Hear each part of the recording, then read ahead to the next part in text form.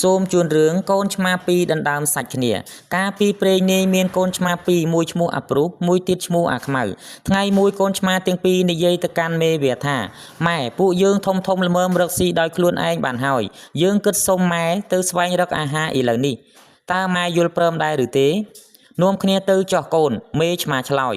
តែកុំឆ្លុះគ្នានៅតាមផ្លូវនិងកុំដើរឆ្ងាយពេកប្រយ័ត្នវង្វេងផ្លូវអាព្រុសនិងអាខ្មៅក៏បណ្ដើរគ្នាត្រសងចេញទៅវានាំគ្នាដើរដោយគ្មានទិសដៅវាដើរកាន់តែឆ្ងាយទៅគ្មានប្រទះឃើញអ្វីសោះអាខ្មៅជាប្អូនរួយជើងហែវអស់កម្លាំងក៏ត្អូញថាហឺបងព្រុសឈប់សម្រាកបន្តិចសិនទៅខ្ញុំឃ្លានហើយអស់កម្លាំងណាស់បងក៏ឃ្លានដែរប៉ុន្តែយើងទ្រាំបន្តិចទៅអូនអាព្រុសឆ្លើយមកយើងដើរទៅមុខបន្តទៀតជាភ័ព្វសំណាងកូនឆ្មាទាំងពីរក៏ប្រទះឃើញសាច់មួយដុំធំអាខ្មៅអរណាស់រត់ទៅខាំត្របាក់ស៊ីអាព្រុសស្ទុះផ្លែតដណ្ដើមសាច់មកវិញប្រុងហែកជាពីរស្រាប់តែអាខ្មៅពោលឡើង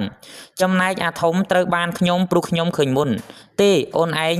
ត្រូវបានចំណែកតូចទើបសមអាព្រុសឆ្លើយអាព្រុសនិងអាខ្មៅឆ្លុះប្រកែកដណ្ដើមសាច់គ្នាស្រែកឡូឡាពេញព្រៃពេលនោះមានកញ្ជ្រោងមួយដើរចេញមករួចសួរថាក្មួយទាំងពីរមានរឿងអ្វីបានជាឆ្លុះគ្នាខ្លាំងម្ល៉េះពួកយើង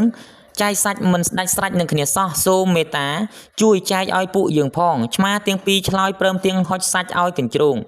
រោងទទួលយកសាច់មកហែកជាពីរដុំមួយដុំធំមួយដុំតូចឃើញដូចនោះអាព្រុសនិងអាខ្មៅពុលព្រមគ្នាថាខ្ញុំយកអាធំឈប់កុំអាលឺមាត់ចាំមៀលៃលើកចែកឲ្យស្មើគ្នាកញ្ជ្រោងនិយាយកញ្ជ្រោងយកសាច់ដុំធំមកខាំ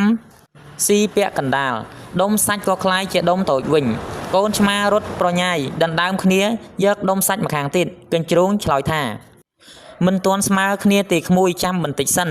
ថាហើយវាក៏យកសាច់មួយចំណែកធំមកខាំពាក់កណ្ដាលទៀត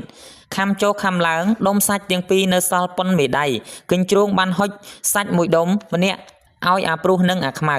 ហើយបានពោលថាមិនស្មើគ្នាហើយឬនៅក្មួយហកយកទៅនេះហើយចំណែកសាច់របស់ឯងទាំងពីរឈប់ឆ្លុះគ្នាទៅណា